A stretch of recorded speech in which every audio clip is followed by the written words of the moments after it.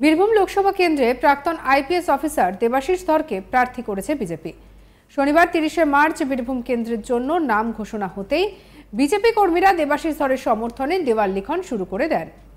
BJP কর্মীরা জানান, বীরভূমের মতো সন্ত্রাস কবলিত এলাকায় দেবাশিস ধরের মতো একজন প্রাক্তন আইপিএস অফিসারকে প্রার্থী করায় খুবই ভালো হয়েছে।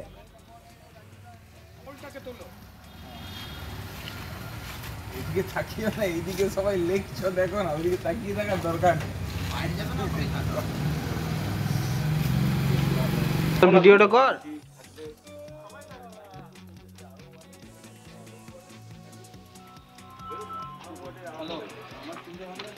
একজন বিজেপি কর্মী কি বলছেন শুনবো। আমাদের আজ খুব গর্বের বিষয় বীরভূমবাসী হিসাবে যে আমাদের একজন প্রাক্তন আইপিএস অফিসার দেবাশিস ধর মহাশয়কে পেয়েছি বীরভূমে। তাই সন্ধেবেলায় আমরা খবর পাওয়ার সঙ্গে সঙ্গে আমরা আনন্দে দেয়াল লেখনে মেতে উঠলাম। প্রসঙ্গত, তৃণমূল 10ই মার্চ ব্রিগেডের জনগর্জন সভা থেকেই 42টি আসনে প্রার্থী তালিকা ঘোষণা করে দিয়েছে। সেই মতো প্রচারও শুরু করে দিয়েছেন প্রার্থীরা। বীরভূমেও প্রচার শুরু করেছেন বিদায়ী সাংসদ তথা এবারের লোকসভা ভোটের তৃণমূলের প্রার্থী শতাব্দী রায়। তবে তার বিপরীতে ইতিমধ্যে বিজেপির কেউ প্রার্থী না থাকায় কার্যত জোশ খুঁজে পাচ্ছিলেন না তিনি। মিডিয়ার সামনে এ বিষয়ে মন্তব্য করেন। তিনি বলেছিলেন যে ফুটবল তো একা একা খেলা যায় না, সামনে একজন তো কি করতে হবে, আমি যে বলটা মারবো সেটা তো রেসপন্স করতে হবে। তিনি আরও বলেছিলেন যে কেন দিচ্ছে না, কেন প্রার্থী নেই, কি করছে, কে আসছে আমি জানি না, আসুন শুনে নি কি বলেছেন শতাব্দী রায়। কোমা থেকে আরেকটা পুরন্দরপুরে, ওখানে সব আমাদের অঞ্চল থেকে নিয়ে মানে জড়ো হতে হবে ওখানে, তারপরে আমরা অঞ্চল প্রেসিডেন্টের সঙ্গে মিট করব, চলবে। এখনো পর্যন্ত বিজেপি প্রার্থী দিতে পারলো না, প্রচারে সেভাবে কি কিরকম দেখছেন? আমি জানি না, কোনো প্রার্থী নেই, কেন মানে কেন দিচ্ছে না, কি করছে, কে আসছে ওরা জানে, আমি কেন দিচ্ছে না এটা ওরা জানি না। সেই জন্য কি আপনি যে রাস্তায় রাস্তায় প্রচার করতেন সেই কর্মসূচিকে আপনি কি বন্ধ রেখেছেন?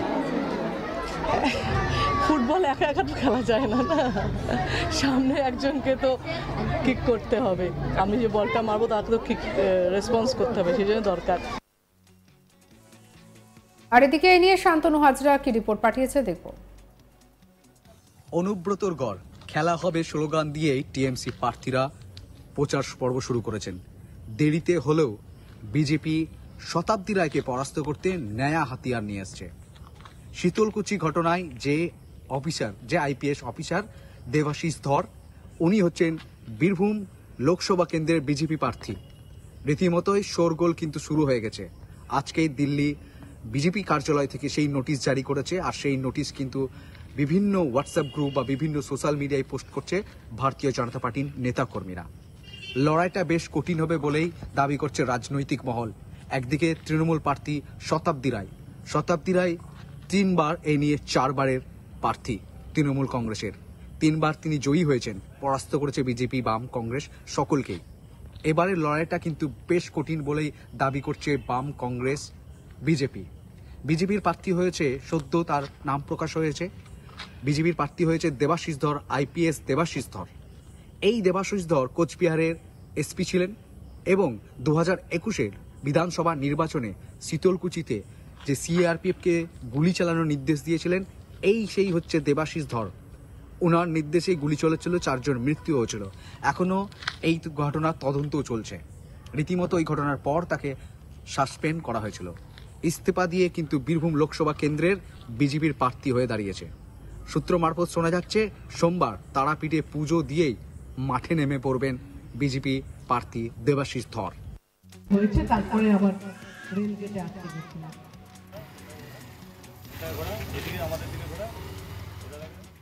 বীরভূম লোকসভা কেন্দ্রের প্রাক্তন আইপিএস অফিসার দেবাশিস ধরকে প্রার্থী করেছে বিজেপি, আর তারপরেই শুরু হলো তার নামে দেওয়াল লিখন।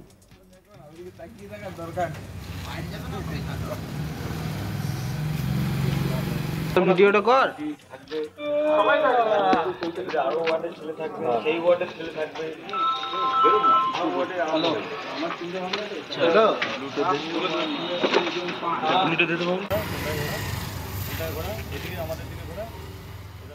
শনিবার 30শে মার্চ বীরভূম কেন্দ্রের জন্য নাম ঘোষণা হতেই বিজেপি কর্মীরা দেবাশিস ধরের সমর্থনে দেওয়াল লিখন শুরু করে দেন।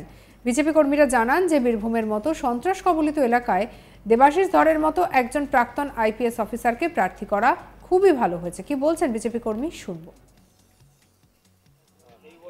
আমাদের আজ খুব গর্বের বিষয় বীরভূমবাসী হিসাবে যে আমাদের একজন প্রাক্তন আইপিএস অফিসার দেবাশিস ধর মহাশয়কে পেয়েছি বীরভূমে। তাই সন্ধেবেলায় আমরা খবর পাওয়ার সঙ্গে সঙ্গে আমরা আনন্দে দেয়াল লেখনে মেতে উঠলাম।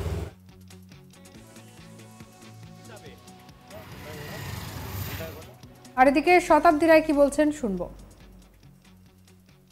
কোমা থেকে আরেকটা পুরন্দরপুরে ওখানে সব আমাদের অঞ্চল থেকে নিয়ে মানে জড়ো হতে হবে ওখানে, তারপরে আমরা অঞ্চল প্রেসিডেন্টের সঙ্গে মিট করব, চলবে।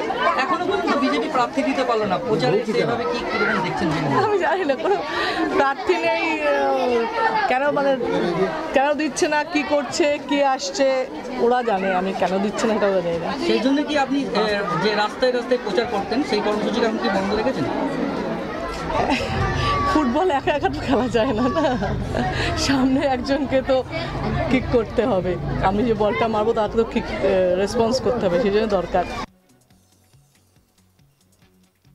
প্রসঙ্গত, তৃণমূল 10ই মার্চ ব্রিগেডের জনগর্জন সভা থেকে 42টি আসনে প্রার্থী তালিকা ঘোষণা করে দিয়েছে। সেই মতো প্রচারও শুরু করে দিয়েছে প্রার্থীরা। বীরভূমের প্রচার শুরু করেছেন বিদায়ী সাংসদ তথা এবারের লোকসভা ভোটে তৃণমূল কংগ্রেসের প্রার্থী শতাব্দী রায়। তবে বিপরীতে বিজেপির কেউ প্রার্থী না থাকায় কার্যত জোশ খুঁজে পাচ্ছিলেন না তিনি। মিডিয়ার সামনে এ বিষয়ে মন্তব্য করতে দেখা গিয়েছে তাকে। তিনি বলেছেন, ফুটবল তো একা একা খেলা যায় না, সামনে একজন তো থাকবে যে কিক করবে, আমি যে বলটা মারবো সেটাতে রেসপন্স করতে হবে। তিনি আরও বলেছেন যে কেন দিচ্ছে না, কেন প্রার্থী নেই, কি করছে, কে আসছে আমি জানি না।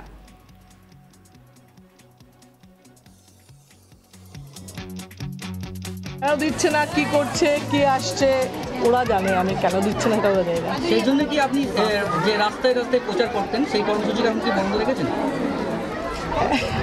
ফুটবল একা একা তো খেলা যায় না, না সামনে একজনকে তো কিক করতে হবে, আমি যে বলটা মারবো তাকে তো কিক রেসপন্স করতে হবে, সেই জন্য দরকার। বীরভূম লোকসভা কেন্দ্রে প্রাক্তন আইপিএস অফিসার দেবাশিস ধরকে প্রার্থী করেছে বিজেপি, আর এবারে তা নিয়েই শুরু হলো দেওয়াল লিখন।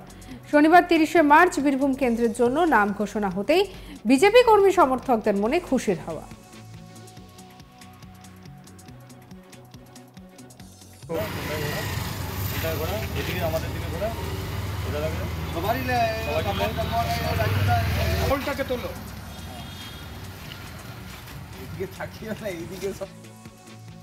সঙ্গে রাখুন আজ তাক বাংলাকে, সাবস্ক্রাইব করে নিন।